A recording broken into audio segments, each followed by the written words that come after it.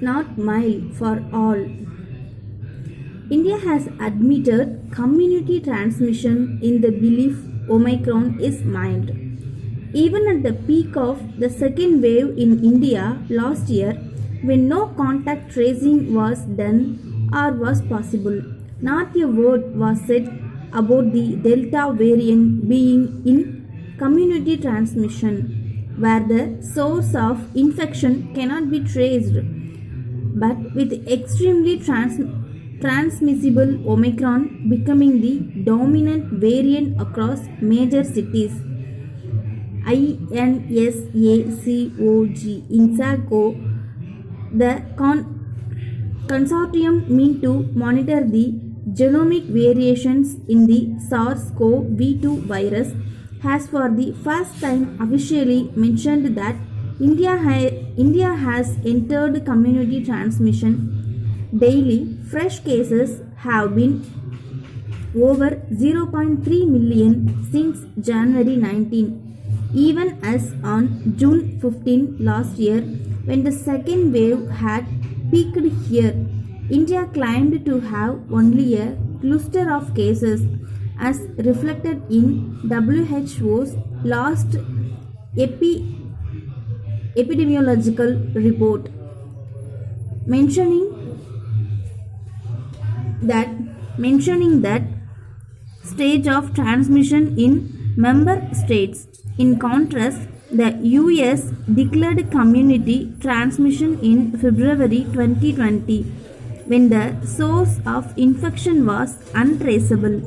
In one instance, only 15 cases were detected then. The closest India came to admitting community transmission was in October 2020, when then Health Minister Dr. Harshvardhan said it was restricted to certain districts in limited states. The deep reluctance to acknowledge community transmission was based on the premise that it marked the government's inability to control the virus spread and the failure of the harsh national lockdown. As the government tried in vain to obfuscate the stage of transmission, it only reflected its resistance to acknowledge reality and unwillingness to be transparent. INSACO's weekly bulletin also mentions that the BA2 sublineage of Omicron forms a substantial fraction of cases detected in India.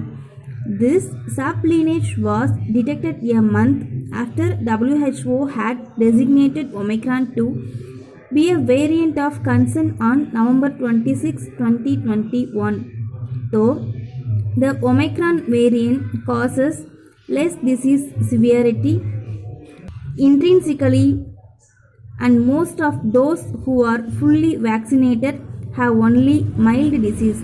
The number of people hospitalized and requiring intensive care has been increasing in the third wave in India, as WHO recently warned people infected with Omicron can display the full spectrum of disease, from asymptomatic infection to severe disease and death. This is especially true in older people, those with comorbidities, and people not fully vaccinated.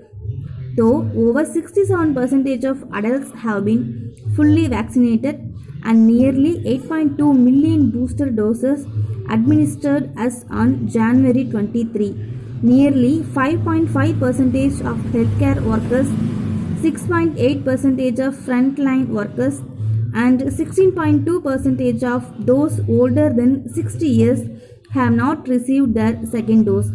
Fully vaccinating these vulnerable groups should be a high priority.